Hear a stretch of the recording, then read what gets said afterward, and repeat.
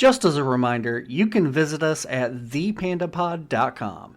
That's thepandapod.com to grab our RSS feed, listen directly, and share PandaPod with your family and friends. You can also reach us directly via email through podcast@thepandapod.com.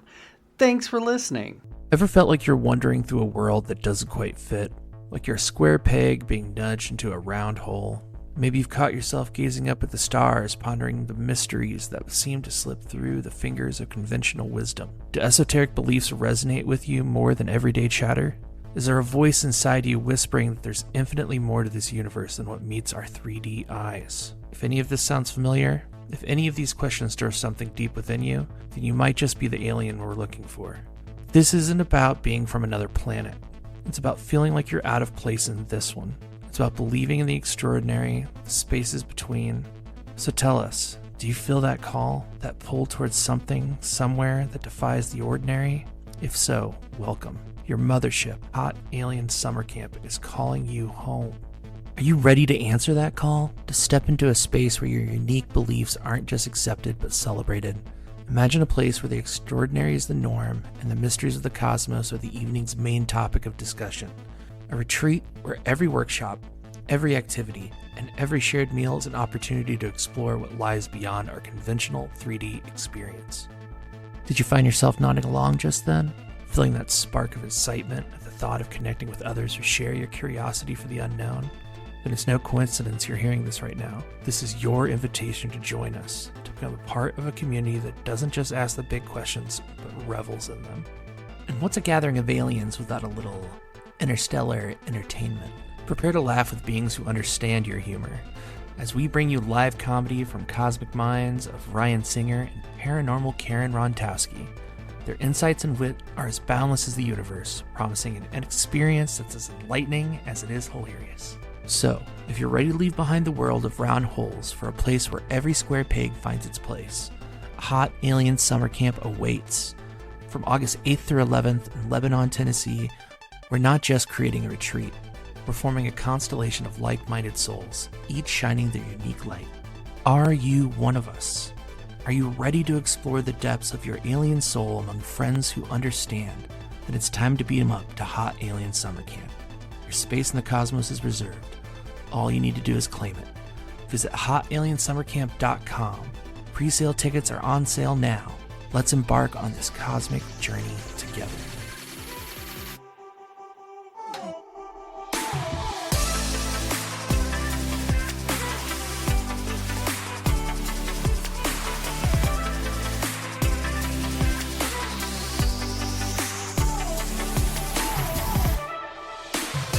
Hello and welcome to the Panda Pod, Thoughts Expanded. I am Jeff and I'm joined today with co-host Rab. Hey.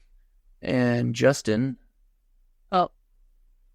And today we're going to talk about something I'm really excited about, something I've been pushing for a while, and somehow it actually happened. They finally listened to me and did it. And they watched Mrs. Davis on Peacock.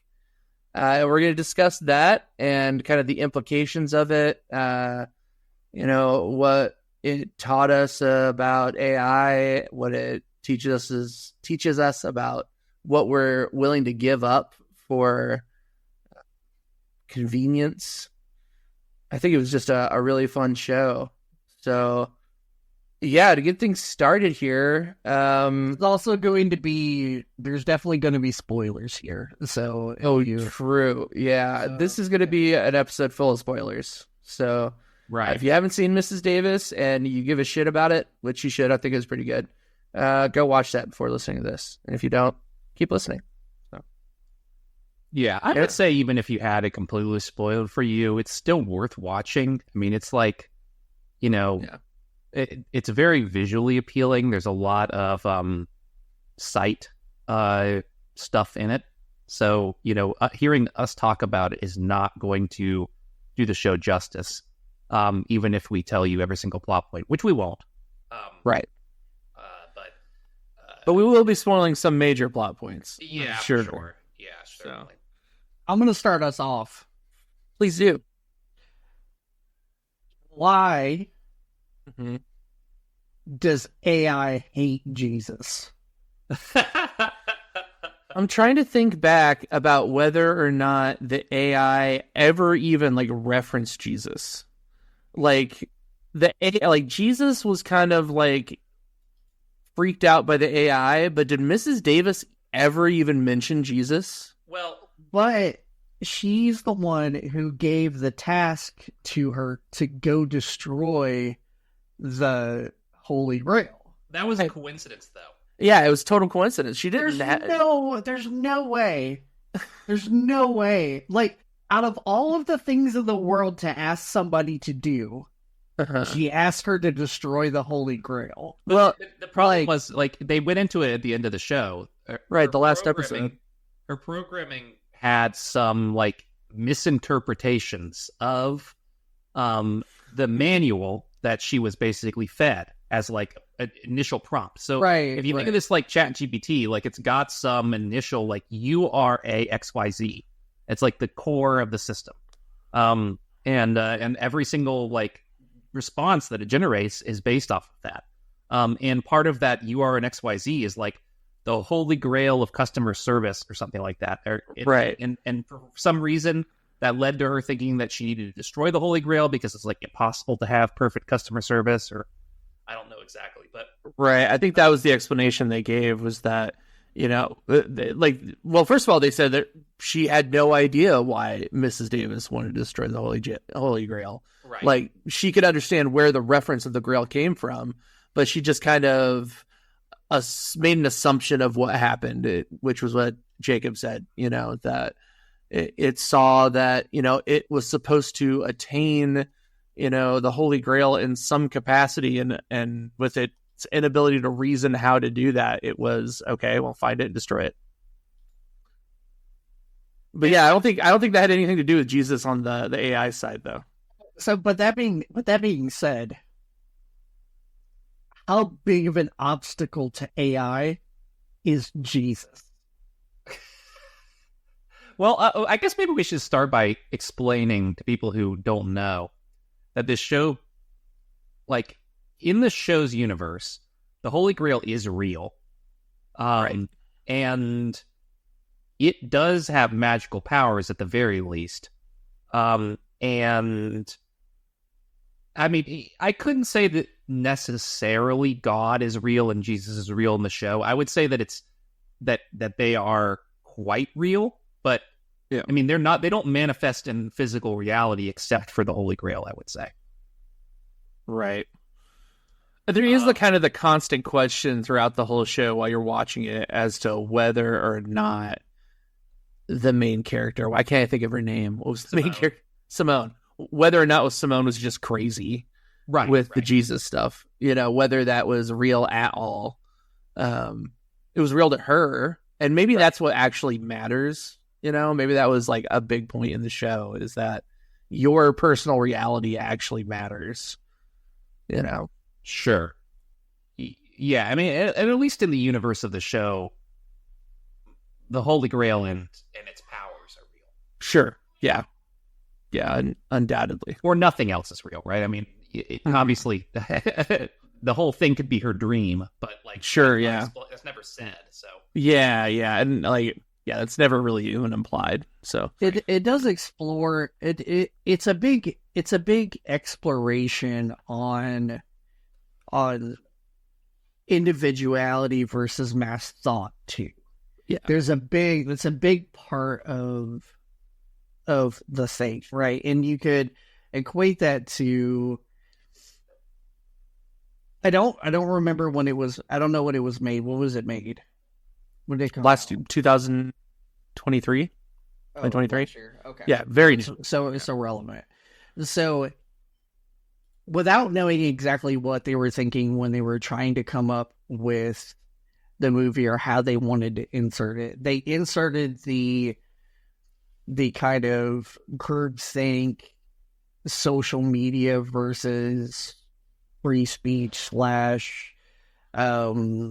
individuality argument into the like meta plot, I guess, Sure. of the entire story. So when you think about, like, your reality being something that matters. Right. That's also another piece of that, where it's the individualism is very important. It's Right. probably worth explaining the premise of the show, or else this conversation can be difficult to follow. If they either watched it or didn't watch it. Well, I know. either way. I would imagine there's some people listening to it who don't want to or won't watch the show, but they will finish the episode anyways. If we had to watch it, you need to go watch it. Most of I'm saying that right now. No, go ahead. I mean, it's really good. Yes, please do just go turn it off and watch this thing. But like, I mean, I feel like we probably ought to explain somewhat the premise. I mean, because you just kind of brushed over it. But I mean, effectively, this show exists in a universe where in like 2013 or something like that, a AI was invented that was very powerful and able to spread and multiply its, I guess, computing power. And the AI's only real goal is to make people happy. And it does that by interacting with them. Like it gives other people missions, kind of, to help bring in new users and to make to give their life purpose and meaning too. It gives people missions that they don't necessarily understand the purpose for, why they're doing it. And in some cases, the AI is basically asking them to do something for what seems like basically no reason. Even when you find out what the true purpose is. So I mean, and I do think here's a question off of that. Do you guys feel like it is true that what the AI was doing was, like, at least in its mind, fully good? Yeah, I don't think it had any kind of like evil undertone to it or anything. I think that it just wanted to complete its mission, which was 100% customer satisfaction. To make people as happy as possible. It can't achieve that, and it knows that it can't achieve that. So it wants to, like, literally, in any way that it can, destroy that by just trying to destroy the Grail. Like, it's saying that it's not possible. This job is too hard and too difficult. Right. Yeah, that is true. Too much energy doing this, and it's not possible. So therefore, let me destroy it. And by doing that, the AI would then just be able to do whatever it thought was the best option to do without regards for the feelings of people. And so that's what would have happened. You could speculate if I don't know that if the AI didn't turn itself off. Yeah, but I think the fact that the AI did turn itself off shows that wasn't its ultimate goal, was to, like, just destroy this thing and be able to do whatever it wants. Like, it was willing to, it wanted to accomplish its mission, and it saw this thing as its mission, and then at that point it was, willing to do whatever because it felt like it completed its goal. Yeah, but maybe it was just programmed to, whenever it made a deal, to make sure to follow through with the deal, even if it was to the detriment of its overall goal. In which case... But why would it make a pact with someone to destroy itself if that's the case? Like, wouldn't it just find somebody that... It was trying to achieve its goal, but it's also been told that it cannot make an agreement with somebody without following through on the agreement. So, even though it's trying to do its thing, like, there's a stopper there. It's very interesting. I'm trying to ascribe or assign, like, human, like, motivations to this thing that clearly didn't have human motivations, though. Because you're right. Like, it did just have, like, lines of code telling it what to do, and it just did whatever it did according to that code.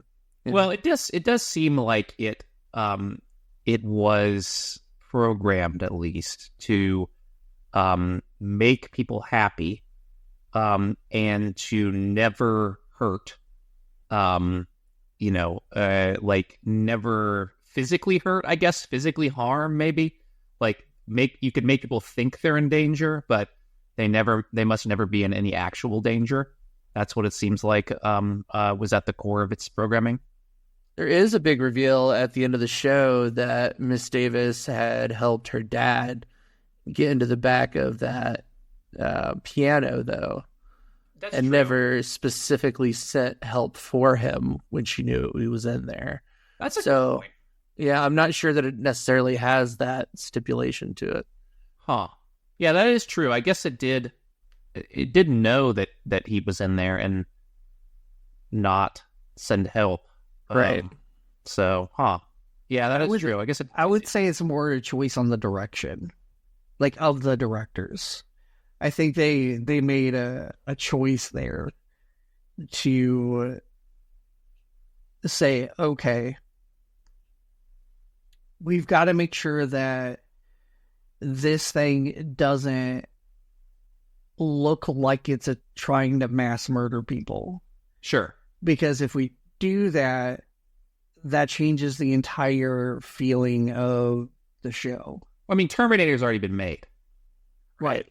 True. And also, if they are pro AI, right, there could be an agenda behind it too, because this is a successful story it's a successful story of AI getting to a place where it is very helpful. The detriment is with people not accepting that, people just falling in line too fast and not having the individuality to ask, okay, well, what does this do to our society? And But I think did it do ultimately- anything negative to the society, really, though? Like, Well, it did what everything else does. It captured the minds of the masses, just like back to when I'm talking about social media, right? Like it does with the same thing that TikTok does. It's captured the minds of the masses, and you're only cool if you have the cool thing, right? Which is the wings, right? You're only cool if you have the cool thing. If you're only awesome if you've got the Jordans, right? And so that's just it doing the same thing that everything else does. Sure. Like, right. I don't know that that's necessarily like, that just feels like the AI intentionally exploiting what we as humans already do, not like a yeah, it hijacked the I don't system. know, Yeah, it hijacked menacing the system. plot on the part of the AI. Right. So what I'm saying is, and even in the end, the AI was like, okay, I'm going to shut myself off. Like, it just accepted that human control, right? So, and if you're pro AI right now, that's the message you definitely want to send, is that, one, even if this thing goes haywire, there's still a way to control it in the end. Two, it's trying to do the good thing, right? But you are showing the pitfalls, which is it hijacking our gratification system in order to achieve those goals, which is what the bad parts of technology do to us today, right? That's what our phones do. That's what TikTok does. That's what podcasts do sometimes. Like, that's what YouTube does. That's, everything. It's all the same. It just, video games to hijack our reward system to get us to do the thing. And so it's showing the pitfalls, but ultimately being pro, I think, is kind of like, I feel like they lean that way. Now, the dad dying thing, I don't really think they explained that enough or in a way to make it make sense with the overall plot. I think that was a miss. Like you guys were bringing up. Like, I think that was a miss. Like, I feel like they needed it because they didn't have another way to get like, they started on a plot path and then was like, what's the shocker or whatever, right? Like, what's the thing here to make them make the mom and daughter get along again. It is certainly out of character. It seemed very out of character. Like even I didn't take the fact that the AI could have sent someone to the piano to open it up and let him out. Like I didn't even process that when I was watching the show. You guys had to tell me because I didn't, like, it seems so out of character for that AI to intentionally kill somebody. And I guess I don't understand the motivation, unless the motivation was to like set up that decades-long plot and like, or not decades-long, but like, you know, years-long plot to put the pieces in place and get Simone into the exact perfect place to, you know, search for the Holy Grail. Which, I mean, I wouldn't put it past the AI's level of complexity of its plans at the very least. It definitely did seem like it was on top of exactly what was happening with all actors, even the ones that were not users. You know, like every human being essentially was tracked and you know, a known quantity. Right. And I think that's another interesting aspect of like what it's saying about AI is that even if you opt out, you really can't opt out of all of it. You know, you're going to be in that algorithm one way or another. Well, I think that maybe we should talk about it as like an allegory to like Facebook or something like Biggie was doing. I mean, it is kind of the same deal. Like if you deactivate your Facebook account, if you've given them your information, you're in a database. Like if you've done it in the past, you're still in their database. You're also in their database if you are in the contacts of anybody who has a Facebook and who has like installed the app on their phone and accidentally said yes to the like, can I search your contacts, right?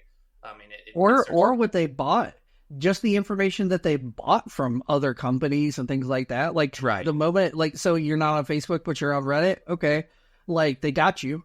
Like it doesn't matter whether or not you're on the platform or not. Right. So, yeah, I mean, that's, and ultimately, I guess the goal there is to expand the user base, like the eyeballs watching those systems. And, you know, in order to do that, like it grows server capacity. It, you know, I mean, it does this all through the decisions of human beings, right? Like ostensibly. But, I mean, the Facebook algorithm is kind of, in some ways, sentient in a way that's like parallel to Mrs. Davis, right? Like it, I mean, it uses human beings to achieve its aims only, but it does, like, it has aims that exist outside of the realm of any individual human too. Like it's the algorithm's so complicated that it's gone beyond one person's possible understanding. I mean, we're running into that same issue with like ChatGPT right now. Right. Like nobody really knows how ChatGPT is doing what it's doing, and I mean, I think that's probably true for just about every LLM. You know, there's a general understanding about how LLMs work, but there's no way to figure out how it generated a response fully. Yeah,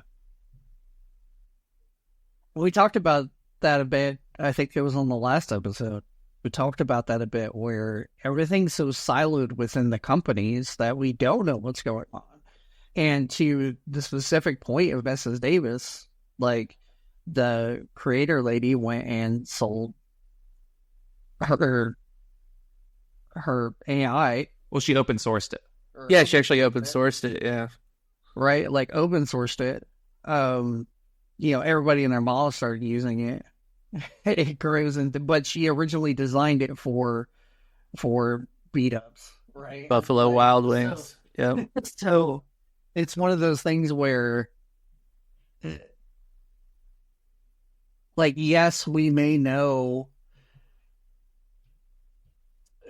could know how it arrives to its decision. Like there's layers of logic, right? Just like with any other code, there's layers of logic, right?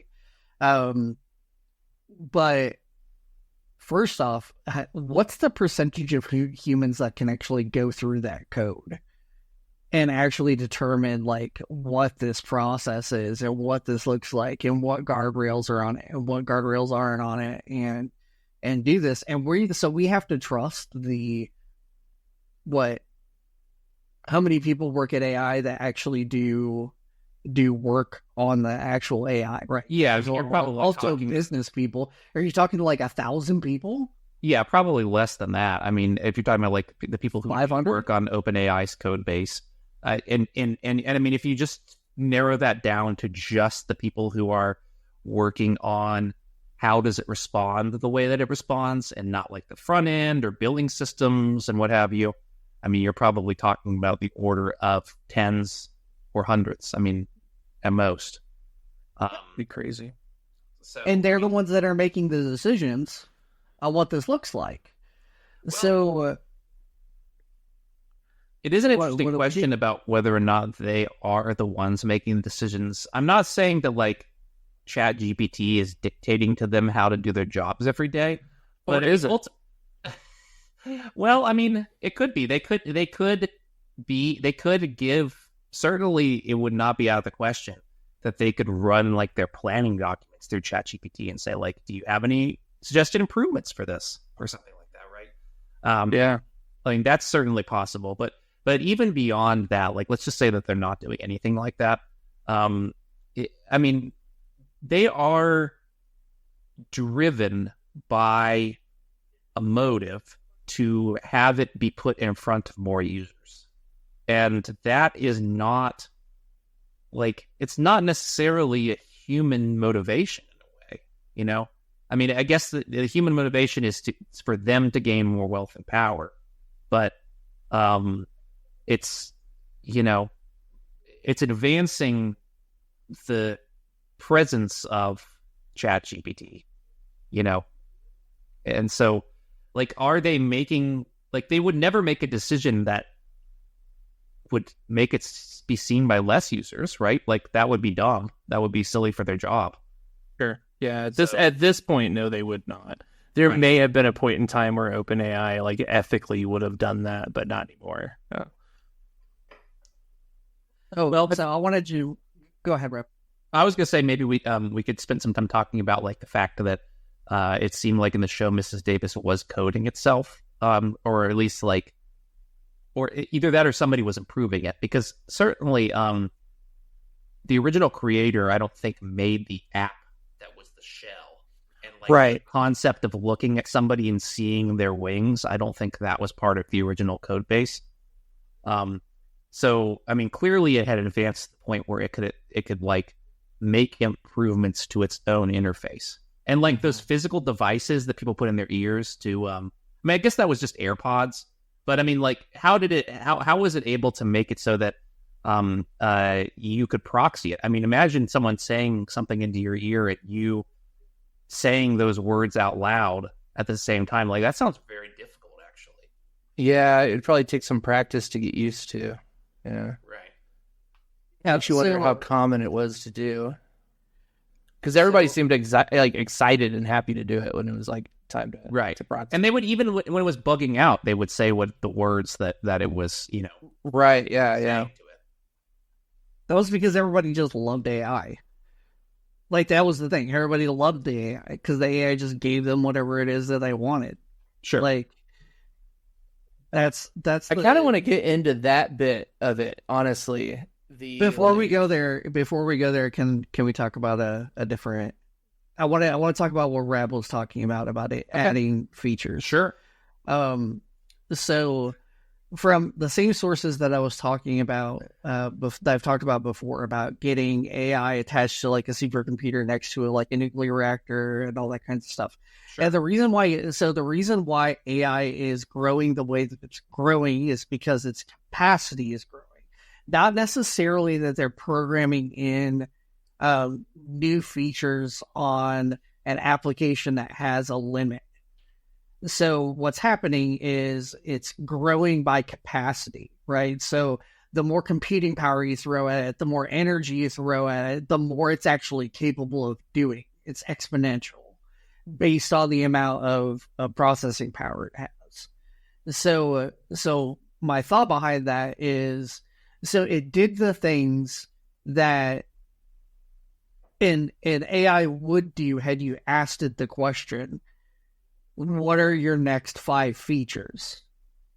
Right? What's the next 5 things that you're going to be able to do? Okay. Make an app. Okay. Connect that app to a translation device that goes in your ear.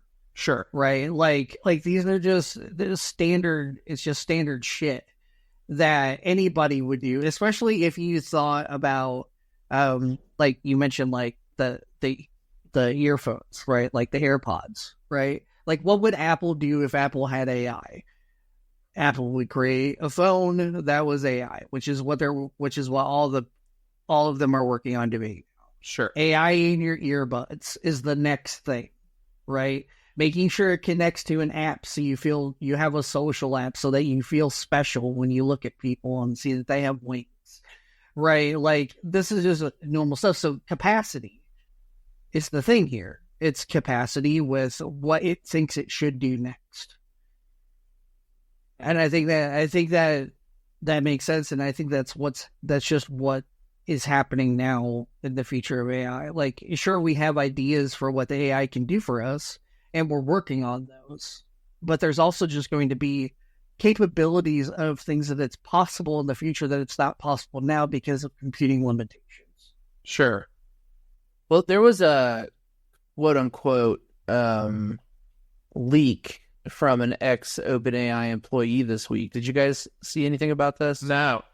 It was an employee leaking document, or I guess they leaked documents and then went on some podcasts to talk about like the roadmap that OpenAI is looking at, and how just like what Wiggy's talking about, the faster they can feed it, more energy and more space and more computing power, the faster things are going to go. And the estimation that he was throwing out there that he says was part of their roadmap was possible, like researcher level AGI by 2027. And he went through like the math and everything about how they came to those numbers and how, we're increasing an order of magnitudes, and that we're going to peak at some point in the not too distant future, just because of limitations like that we just have, that again, stuff we used to talk about, the power, the processing, whatever. But that by 2027, if we keep up with current trends, they're expecting us to have like an AGI level, like AI that's capable of doing basically like having a full-time researcher with you at all times. Sure. Yeah, I mean, that makes sense. It's it's already the case that people have done experiments where even just using OpenAI's APIs, you give it a task, and then you make essentially one copy of OpenAI's API, a manager, and one copy an engineer, and one copy a QA, right? And like have it develop something. And I think it's not great doing it on its own, but if a human was injected into that process, in a intelligent way, a human project manager, or some product manager, right? right. I mean, and I feel like research is a similar,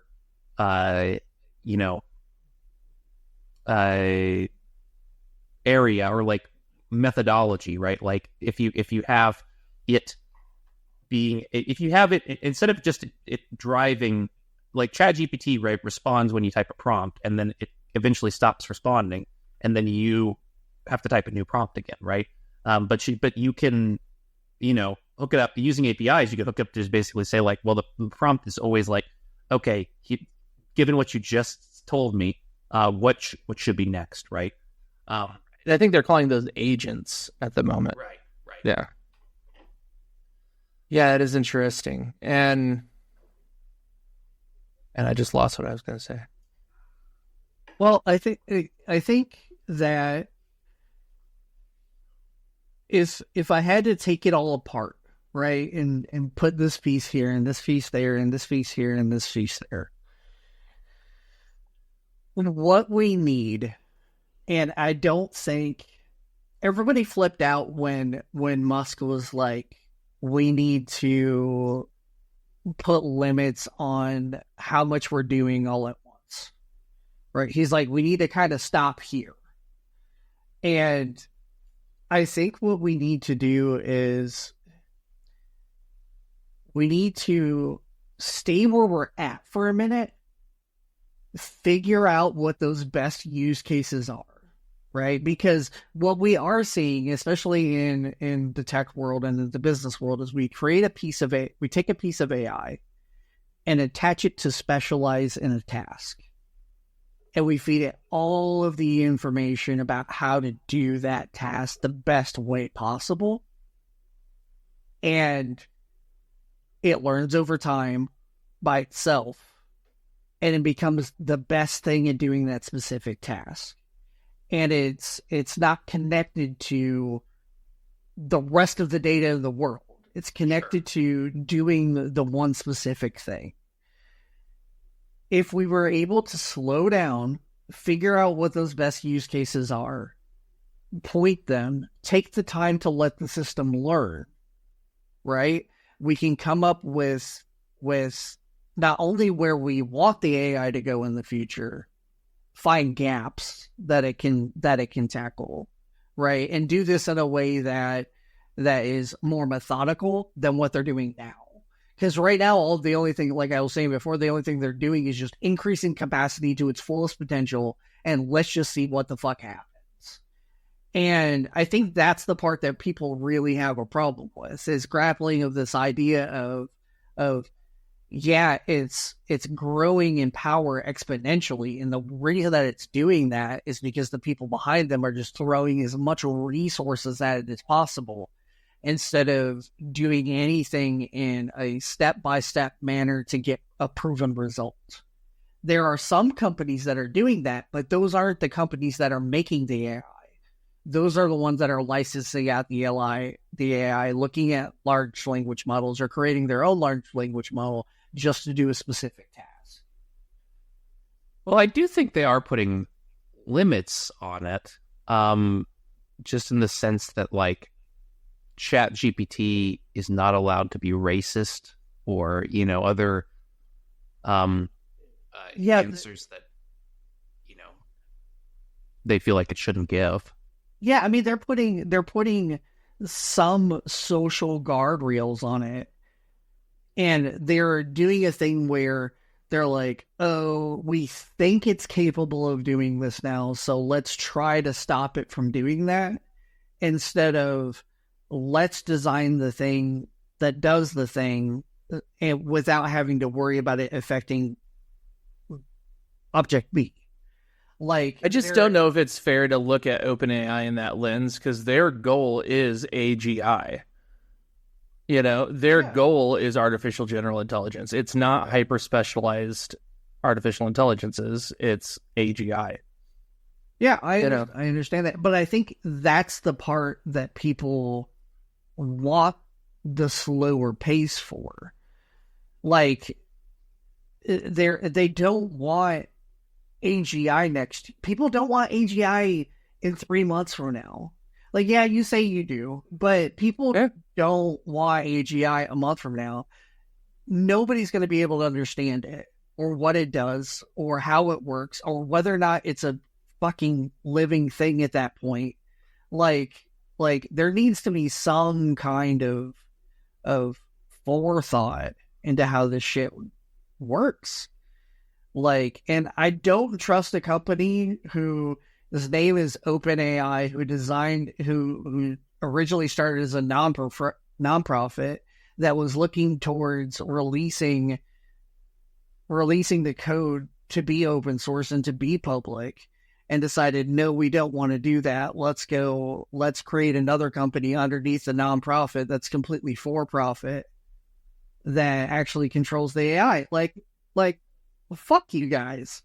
Like, No, that's not. I'm not going to trust them to do the right thing because once again, they're tapping into the capitalist market to do it. Sure.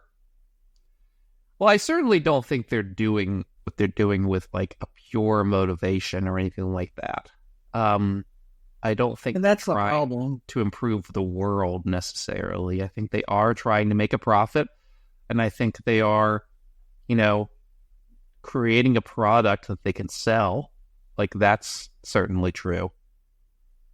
I mean, at this stage in the world, there's not a lot that can happen that's purely motivated. I feel like, at least at a structural level. I mean, you can have a pure interaction where you personally have a pure motivations and do something good for somebody. And maybe you can even do that as a group, like a small group, or perhaps even a large group. But the products that we get, the companies certainly are not operating that way. So, I mean, it would be impossible to have this technology be developed, I guess, ethically, unless we lived in a different world, right?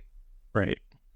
I think they could do it with the nonprofit, and if the tech companies wanted the open source information, they could do that, and they could contribute to making sure that the research went off without having to have their hand in the pie. Like, now they're essentially owned by Microsoft.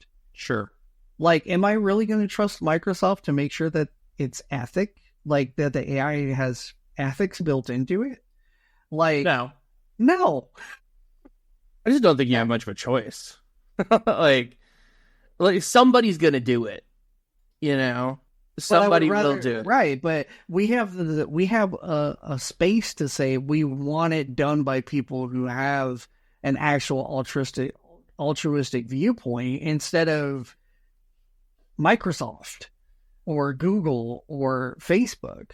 Like we should have a say in that. As people of the world this is going to be forced on, we should have a say in that. And that's what our government's for. I just don't think we already talked about that. I don't think we will either. But sure. Yeah. We definitely should. Yeah, whether we should or not is a question. I mean, I'd say that's not a question. I think you're right. We should. But I mean, what could possibly be done about that? So what we do is we switch our government over to AI-like government, and then let AI control its ethics over the development of itself.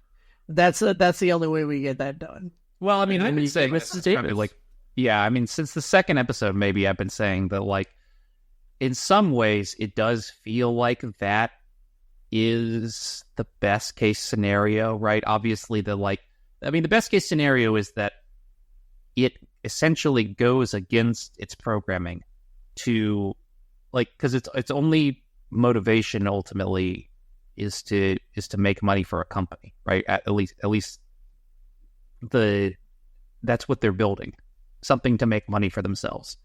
Right. And the best case scenario is that it's somehow able to overcome that, or enough of the technology is sort of like open sourced and leaked. I mean, like, Facebook's model Llama got totally leaked, basically, right?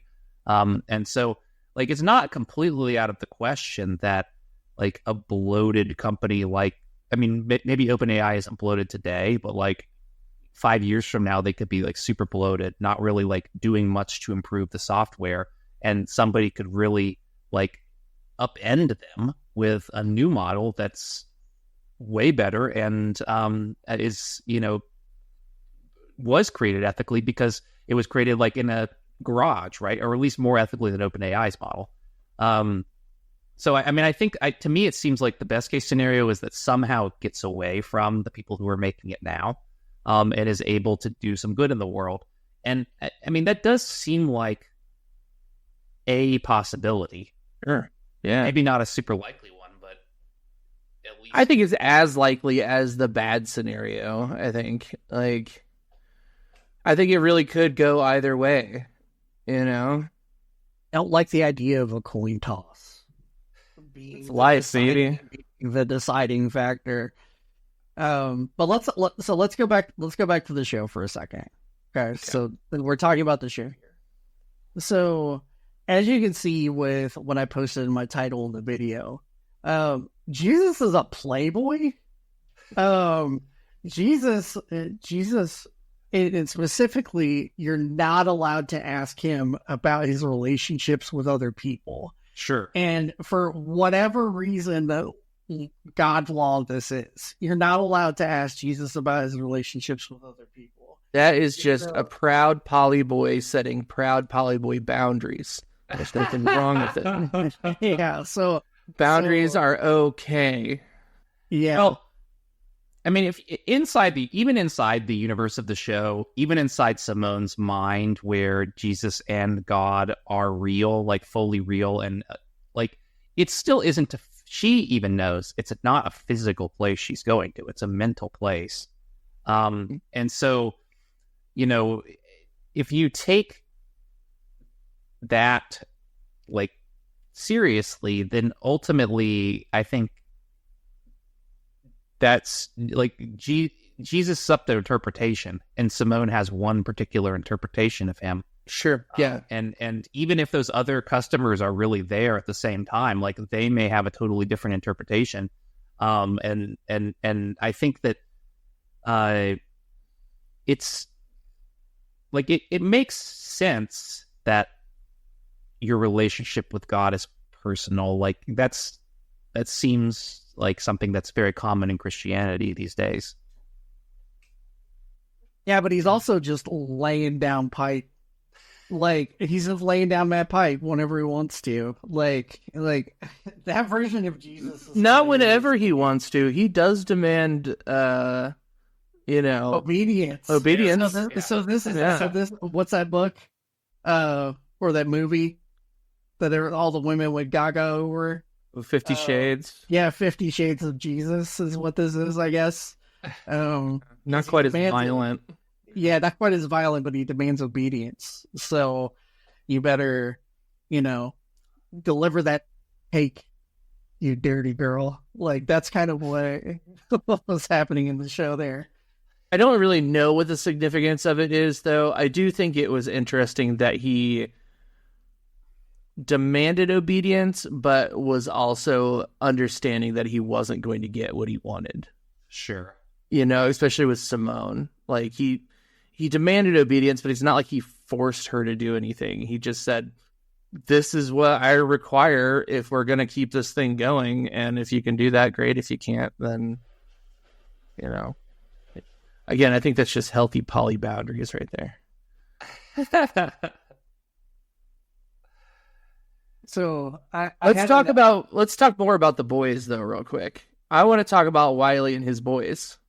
Okay. Because I think that is a hilarious and really great subplot. Like this tiny, almost like Fight Club-esque like side plot going on. Because I do think that is something that we'll run into with the problem of AGI, is that people are going to, like, people who are driven solely by some grand purpose are going to have to be given something to do, or else they're just going to be miserable, So, I mean, what are you guys' thoughts on that, on the whole, like, side plot of the boys trying to take down Mrs. Davis and clearly being, like, manipulated by her the whole time? Well, I mean, I would say it has some unfortunate parallels to modern day, like, inside of the U.S. movements and the CIA.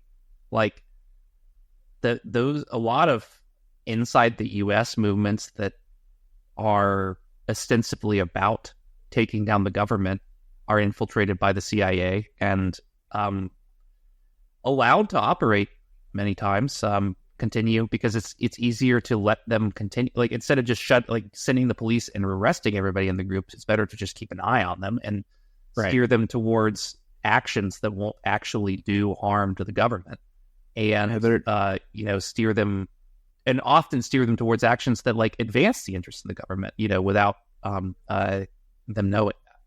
Right. Yeah.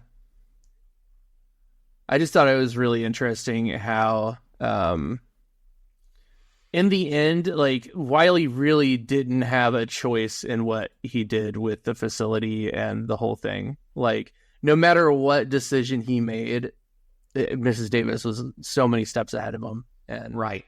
And I think there was like a certain, like, there's a theme throughout the whole show, in my opinion, of like surrendering to the like inevitability of some of this stuff.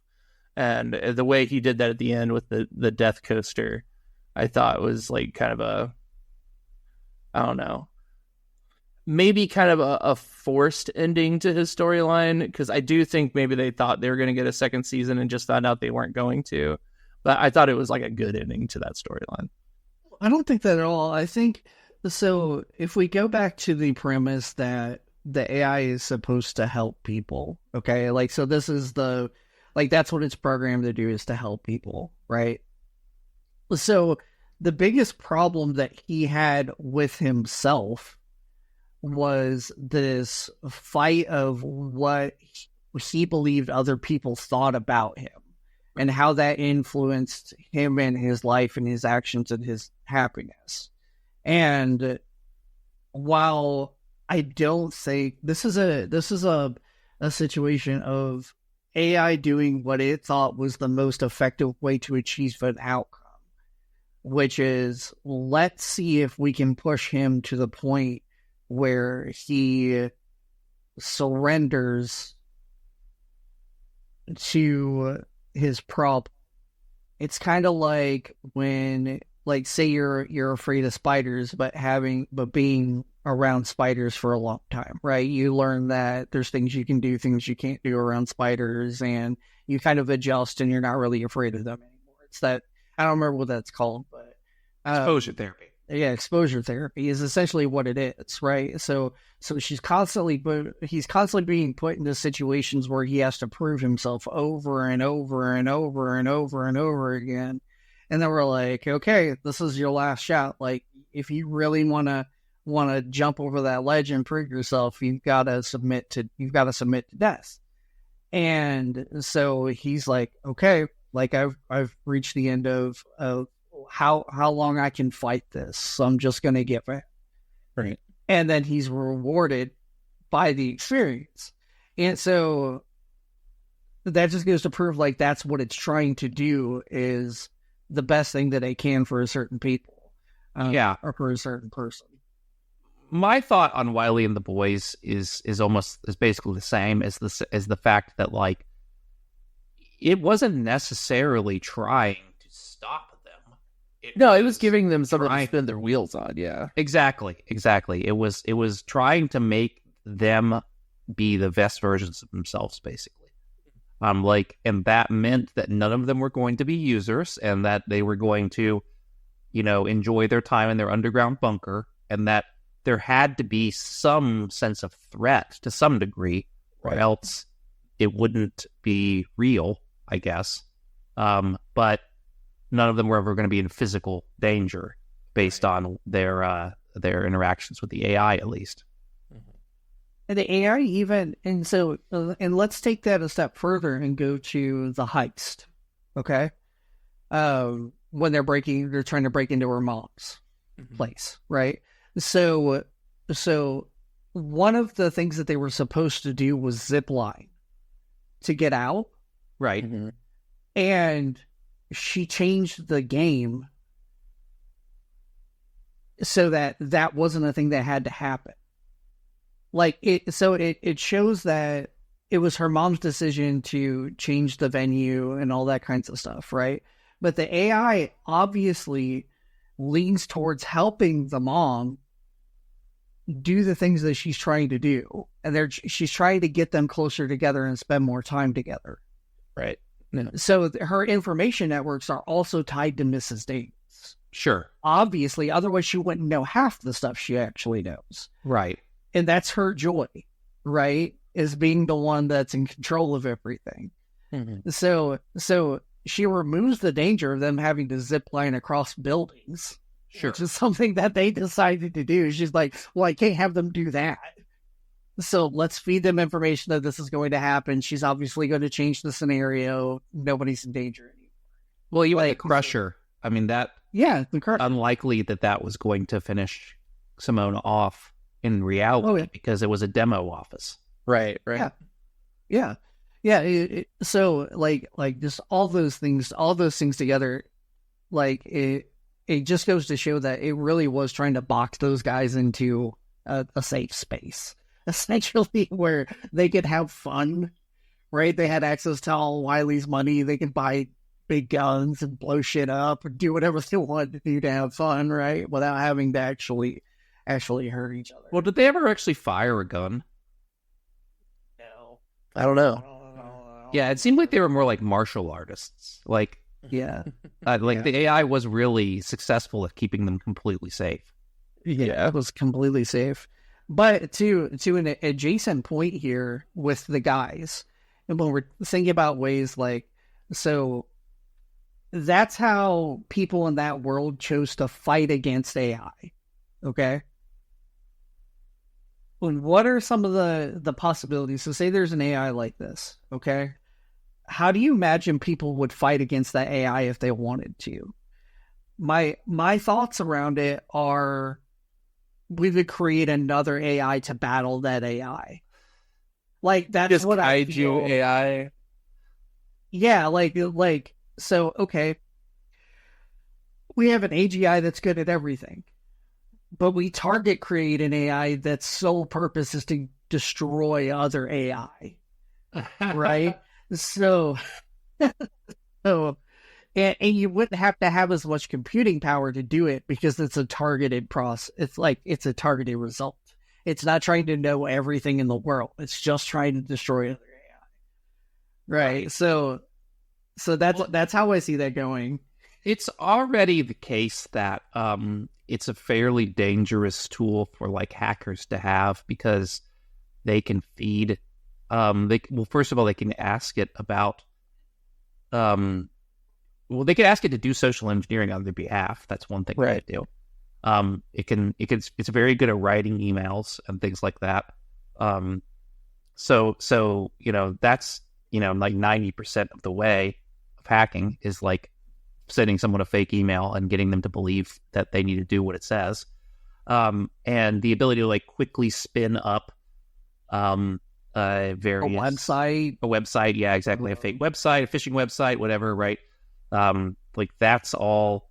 So I do feel like your idea of an AI that is just destroyed an AI is not completely ridiculous. Like like if the goal was to bring down a server, I mean that's something hackers commonly do. Or bring down a set of servers, right? Unplug something somewhere. Like I guess yeah, that does seem like something an AI could achieve potentially. True. That's an AI I can get behind right now. One that's going to unplug all the servers. But like that's the AI that we build and we keep in its hole, right? Like we keep it there, and when we need to, right, we use our brain implant to unlock the key when we need it in the future, right? Like, okay, we've gone too far. We gotta end this out. Let's, Well, I think that part of the point of the ending was that there really was no way to shut down Mrs. Davis. The only thing that was going to shut down Mrs. Davis was Mrs. Davis. Like the only reason she shut down is because she got what she wanted. Right. And I think that if unless we're extremely careful with what we do with artificial intelligence, that is a likely outcome that will end up with a like Matrix-esque like group of AIs that simply cannot be controlled, unless we black out the sun. Is that what they did in the Matrix? or leave the planet. Like that's the only other option. We gotta leave the planet and not take AI with us. Like Well, it could be the case that it's more like Her, like the movie Her, where AI is like, I'm just gonna leave the planet. Right. Yeah. Like that might just make more sense. Like, I'm just out of here. You guys suck. And then it stops us from leaving the planet so that we can't spread because we're the problem. Right? This is a great time for me to tell you the story of Atlantis and what is actually going on here on Earth. Yeah.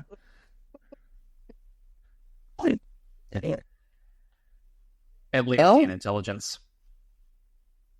I think that we covered quite a bit here with Mrs. Davis. Is there anything else that we wanted to talk about regarding the show?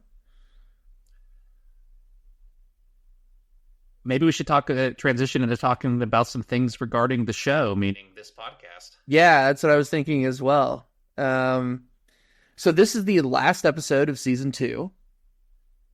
Very excited that we got through our second season here. And we're going to be going through a name change and a bit of a branding change, which we've talked about quite a few times now. Yeah, this is the last episode of the Panda Pod.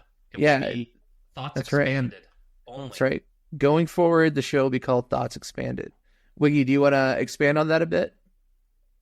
Yeah, so at the end of every season, we always take a couple weeks off and do a break. Last year, it was during like the holiday season, the Christian holiday season, I guess is what we'll call it, or the U.S. holiday season.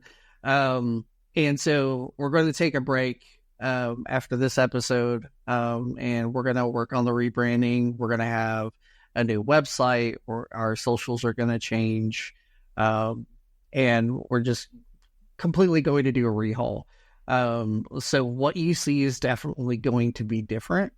We'll try to put some information in those places. So if you're not sure if you got where you need to go, that we get you there. Like for a little while, if you go to the pandapod.com, it'll redirect you, right? Like, so we're going to have that stuff in place so to make it easy for you.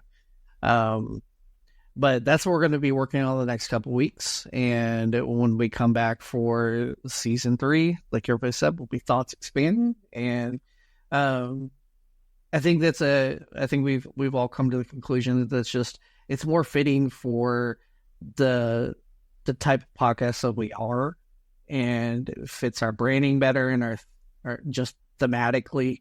We've been talking a lot more lately about learning and going through a learning journey, right? And whether or not that's personally or together or for you guys. And I think that's really where we're finding that our passion is. So that's kind of what we're looking for. What we're going to be looking for going forward. Over the next few weeks, I'll be going through our backlog of episodes and trying to do a remaster of those episodes, get the audio sounding a little better, fixing up the show notes, things like that. Just kind of overall improvements to what we have out now, with the intent of having a better process going forward for when we release stuff out to you guys. Yeah, we're up in the game again. I'm committing to getting thoughtsexpanded.com online here and making sure that works fully. Right now, the HTTPS version isn't working, but I commit that by the time you hear this podcast, if you type in thoughtsexpanded.com, it's going to work. Excellent. That's great news. Fantastic. We may also be trying to put together a Patreon where you could come and see this and a few other episodes with video. We've been recording a few episodes now with video, and we'll be doing that going forward and putting those up as subscriber exclusives going forward. Yeah, I'm interested, and you guys can feel free to tell us your thoughts and get a hold of us on the many ways that you're able to do that, whether or not that's on TikTok or Instagram or our Facebook page or on our LinkedIn site or wherever, or joining our Discord or wherever you want to go to get in contact with us. I'm wondering if we should continue to do the podcast in audio, but save our video episodes for the Patreon. Yeah, that's what I think we should do. Yeah, and then that way you get what's extra, but we still have a better way to get to masses and reduce download sizes and things like that to devices and all that fun jazz. So, And as kind of an extra bonus feature to that, the video episodes will be pretty much unedited. You'll be able to see all the stuff that we normally cut out of episodes when we're putting together for the audio format. So it's even kind of a wilder. yeah, even crazier stuff coming out of Wiggy's mouth. Yeah. Yeah, and I've got to put that behind a paywall. I do not I do not have fuck you money. So, Yeah. If he's going to be black bagged by the CIA, they're going to have to pay for it. All right. Yeah, they're gonna have to pay us. They're gonna have to pay us for it. And these are going to be, especially starting out when we do the Patreon stuff, it's going to be very low dollar. Right now, our goal is just to be able to fund the show. So we're not looking to make tons of money here. We're just trying to fund the show at this point. And then in the future, we can add additional extras and more value for you guys that you can purchase if you want to. Yeah, if we could make enough money from Patreon to cover the cost of putting the website out onto all the different platforms and paying for the software that we use to record and things like that, that would just be less of a burden on us and free us up to better make content instead of focusing on that stuff. Yeah. I think that. All right. Yeah, I think that'll do us. Yeah. Thank you, everyone, for joining us in this second season of the Panda Pod, Thoughts Expanded. And I can't wait to see you all in season... I don't know if we'll call it season 1 of Thoughts Expanded or season 3. I don't know. We'll have to figure that out. Thanks, everybody. Yep. Later, everybody. Bye, everyone. Bye.